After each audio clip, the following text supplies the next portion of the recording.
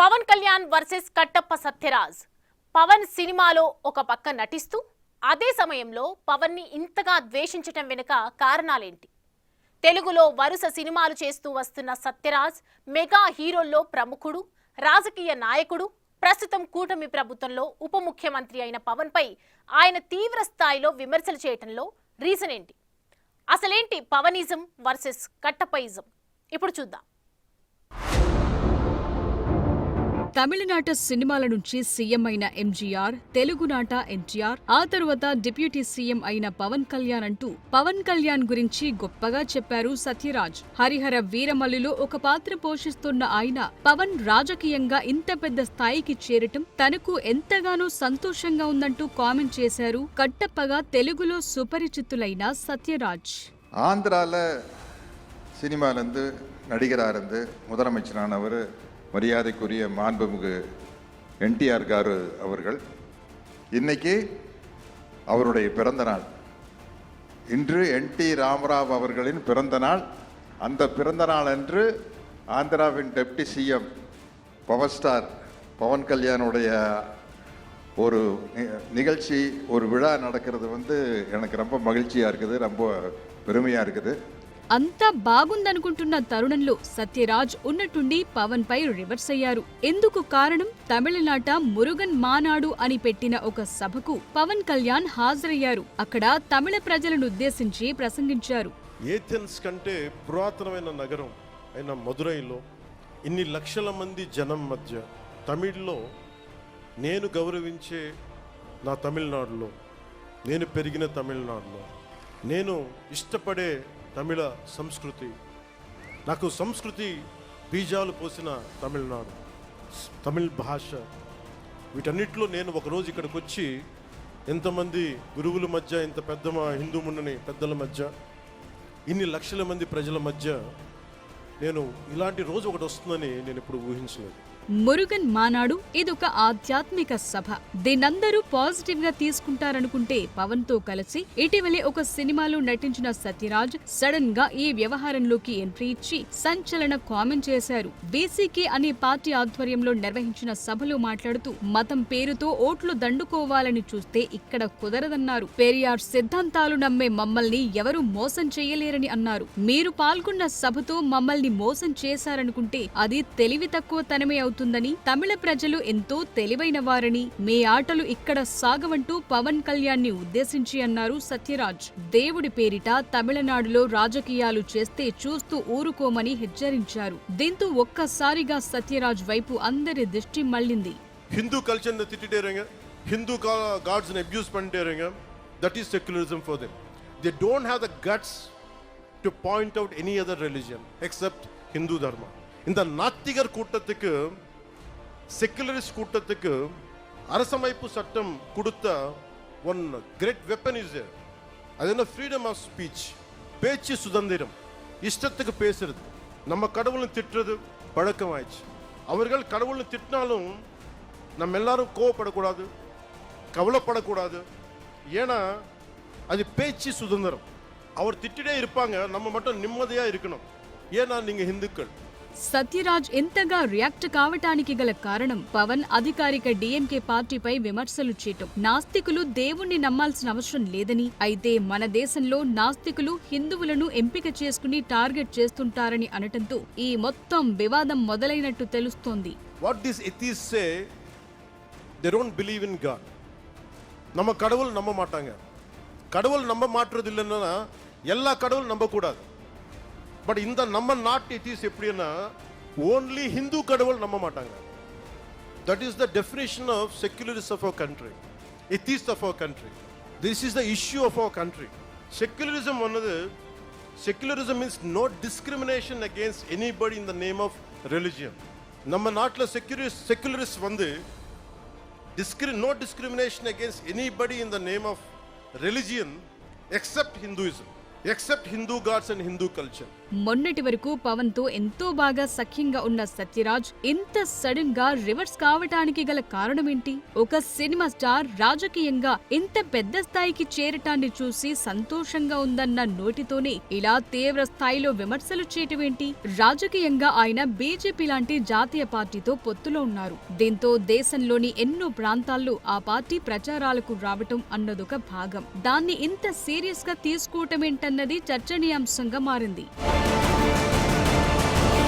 సత్యరాజ్ తన second innings లో మిర్చి నుంచి మొదలు పెడితే శంఖం ఎన్నో తెలుగు సినిమాల్లో నటించారు. అంతేకాదు ఆయన బాహుబలిలో కట్టప్ప ద్వారా పాన్ ఇండియా లెవెల్లో పాపులర్ అయ్యారు కూడా. అంతేనా, ఆయన ప్రస్తుతం చెప్తున్న పెరియార్ అనే బయోపిక్ లోనూ నటించారు. ఒక రకంగా చెప్పాలంటే సత్యరాజ్ ఇన్ని సినిమాలు చేయటం వేరు, బాహుబలి చేయటం వేరు. అప్పటి వరకు సౌత్ మూవీ ఆర్టిస్ట్ గానే పరిచయం ఉన్న సత్యరాజ్ బాహుబలితో పాన్ ఇండియా లెవెల్లో పాపులర్ చేసింది తెలుగు సినిమా. అంతేకాదు తమిళంతో పాటు తెలుగులోనూ ఆయన తరచుగా చేస్తూ వస్తున్నారు. ఆ మాటకొస్తే ఆయన తాజా తెలుగు చిత్రం పవన్ నటించిన హరిహర వీరమల్లు. దానికి తోడు పవన్ కళ్యాణ్ తో పెట్టుకోవటం అంటే సత్యరాజ్ ఒక మెగా హీరోస్ కాంపౌండ్ తో పెట్టుకోవటమే. ఆయన గతంలో mega compound hero Sai Dharam Tej movie ప్రతిరోజు పండగి అనే చిత్రంలో నటించారు కూడా. ఒక పక్క మెగా హీరోలతో యాక్ట్ చేస్తూ మరో పక్క మెగా హీరోల్లోనే రాజకీయంగానూ కీ రోల్ ప్లే చేస్తున్న పవన్ ని ఎంత ఘాటుగా విమర్శించటం అంటే తన మార్కెట్ ని తనే కోల్పోవటం అన్నది జన సైనికుల మాట. అందుకే పవన్ తో పెట్టుకున్న వాళ్లు ఇప్పటి వరకు బతికి బాగుపడ్డట్టు చరిత్రలో లేదంటూ సోషల్ మీడియా పోస్టులతో సత్యరాజ్ ని మాస్ ర్యాగింగ్ చేస్తున్నారు.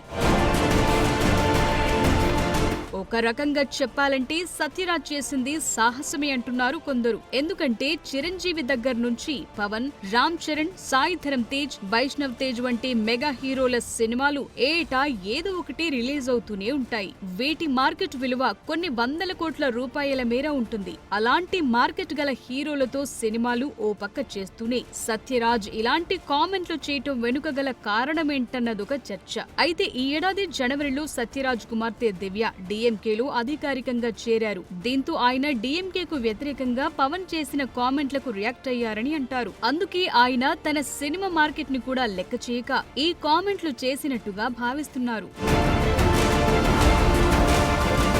తమిళనాడులో ప్రతి హీరోకి ఒక పార్టీ ఉంటుంది. ఇక్కడ సినిమా, రాజకీయం జోడుగుర్రాలు. ఇది ఎంజీఆర్ నుంచి కరుణ, జయలలితతో ఆగలేదు. ఇక్కడ రామరాజ్, కార్తీక్, నెపోలియన్ ఇలా ఎందరో తమిళ కథానాయకులైతే ఒక పార్టీ పెట్టటం లేదంటే ఏదైనా ప్రముఖ పార్టీలో చేరటం షరా మామూలు. అలా చూస్తే సత్యరాజ్ మొన్నటి వరకు కూడా కేవలం సినిమాలే చేస్తూ వచ్చారు. తన కుమార్తె ఎప్పుడైతే డిఎంకే తీర్థం పుచ్చుకున్నారో అప్పటి నుంచి ఆయన పొలిటికల్ కామెంట్లు చేయటం స్టార్ట్ చేశారని అంటారు. దానికి తోడు ఆయన పెరియార్ సినిమా చేయటం మాత్రమే కాకుండా ఆయన ఫాలోవర్ కూడా కావటంతో ఇదిగో ఇదే పరిస్థితి.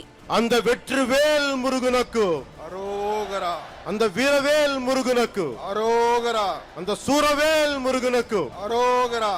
நன்றி, வணக்கம். తమిళనాడు రాజకీయాలను ఈ ద్రవిడవాదం ఎందుకంత ప్రభావితం చేస్తుంది? దీనంతటికి కారణం ఏమై ఉంటుంది? పెరియార్ ద్రవిడవాదం అంటే ఏమిటి? సత్యరాజ్ చేసిన కామెంట్లకు అర్థమేంటి? అసలు ఈ ద్రవిడవాదం ఎప్పటి నుంచి మొదలైంది? దీని కొనసాగింపు ఎలాంటిది? తమిళనాడులో ద్రవిడవాదానికి పెట్టింది పేరు పెరియార్. ఇక్కడ ఏదైనా పార్టీ పెట్టాలంటే అందులో ద్రవిడ పదం తప్పనిసరి. అక్కడ ప్రస్తుతం అధికారంలో ఉన్న పార్టీ పేరు డిఎంకే, అంటే ద్రవిడ మున్నేట్ర కళగం అని అర్థం.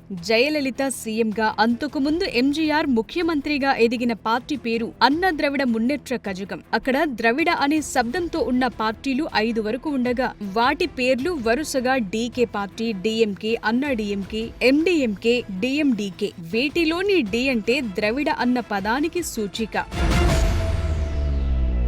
అప్పట్లో కాంగ్రెస్ బ్రాహ్మణ ఆధిపత్య ధోరణిలో ఉండేది కాబట్టి ఆత్మగౌరవం కోసం బ్రాహ్మణేతర పార్టీగా అవతరించింది జస్టిస్ పార్టీ. 1917లో మొదలైన ఈ పార్టీ ద్వారా ఆత్మగౌరవ ఉద్యమం మొదలైంది. తరువాత ద్రవిడర్ కజగం, ద్రవిడ మున్నేట్ర కజగం, తమిళ జాతీయ పార్టీ అన్నా డిఎంకే, ఎండిఎంకే ఇలా ద్రవిడవాదాన్ని భుజానికెత్తుకుని ముందుకొచ్చిన పార్టీలు చాలానే. వీటిలో ప్రస్తుతం 2 ద్రవిడ పార్టీలు మాత్రమే పెద్ద ఎత్తున క్రియాశీల రాజకీయాల్లో ఉన్నాయి. 2005లో సినిమా స్టార్ విజయకాంత్ ద్రవిడ శబ్దంతో పెట్టిన పార్టీనే చివరిది. తరువాత సినిమా నటుల కోవలోంచి వచ్చిన కమల్, విజయ్ కూడా పార్టీలు పెట్టారు గాని ఇందులో ద్రవిడ శబ్దం కనిపించలేదు. కమల్ మక్కల్ నీతి మయ్యం అంటూ తన పార్టీకి నామకరణం చేయగా, విజయ్ పార్టీ పేరు తమిళ వెట్రి కళగం.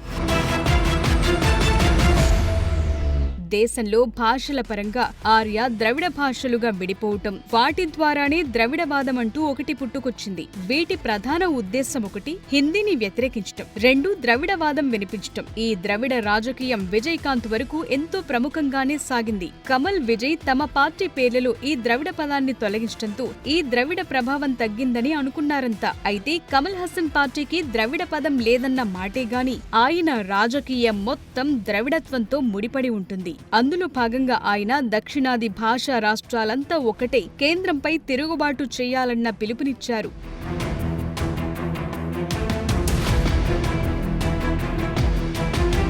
ఒక రకంగా చెప్పాలంటే విజయ్ది మాత్రమే నాన్ ద్రవిడియన్ పార్టీగా చెప్పాల్సి ఉంటుంది. తమిళ స్పీకర్ చెప్పడాన్ని బట్టి చూస్తే విజయ్ పార్టీ వెనుక బీజేపీ ఉందని అంటారు. రజనీకాంత్ ద్వారా సాధ్యం కాని పని విజయ్ ద్వారా నెరవేర్చాలనుకోవటం ఇదే చెప్తుందని అంటారు తమిళనాడు స్పీకర్ అప్పావు. ఇప్పుడు తాజాగా సత్యరాజ్ నోటి వెంట పెరియార్ ద్రవిడవాదం వినిపిస్తోంది. ఇక్కడ ఎవరెంత హిందుత్వం అవలంబించినా రాజకీయంగా మాత్రం అందరిది ఒకటే దారి, అదే ద్రవిడ దారి. ఈ దారిలో వారు ప్రయాణించకుంటే ఇక్కడ రాజకీయ మనుగడ కష్టం. ఈ ద్రవిడత్వంలోని మరో మతలబు స్థానికత. స్థానిక నాయకత్వమే తమిళనాడును పాలించాలన్న కోణంలో మొదలైన ఉద్యమమే ద్రవిడ ఉద్యమం.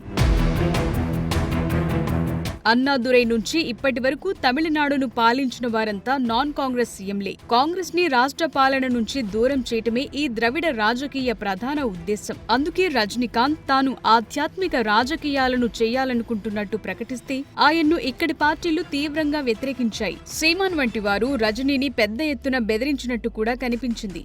తమిళ ప్రజలకు ఆధ్యాత్మికత, దైవభక్తి ఎంతో ఎక్కువ. ఇక్కడ అడుగడుగునా వినాయకుడి గుడి కనిపిస్తుంది. కర్ణాటకలో లింగాయత్ ఒక మతం ఎలాగో తమిళనాట మురుగన్ పై భక్తి కూడా ఒక ప్రత్యేకమైన మతం లాంటిదే. సుబ్రహ్మణ్య స్వామికి చెందిన 6 క్షేత్రాలుండేది కూడా తమిళనాడులోనే. అవేంటో చూస్తే తిరుపరకుండ్రం, తిరుచెందూర్, పళని, స్వామిమలై, తిరుత్తణి, పళమురచోళై. అందుకే ఇక్కడ మురుగన్ మానాడు అనే సభ నిర్వహించారు. ఈ సభకు వచ్చిన పవన్ కళ్యాణ్ అధికార డీఎంకేపై విరుచుకుపడ్డంతో మొదలైంది అస్సలు గొడవ. ఇక్కడ మరో పోలికేంటంటే గతంలో తమిళనాడు డిప్యూటీ సీఎం ఉదయనిధి స్టాలిన్ సనాతన ధర్మం గురించి చేసిన వివాదాస్పద వ్యాఖ్యలు ఉండనే ఉన్నాయి.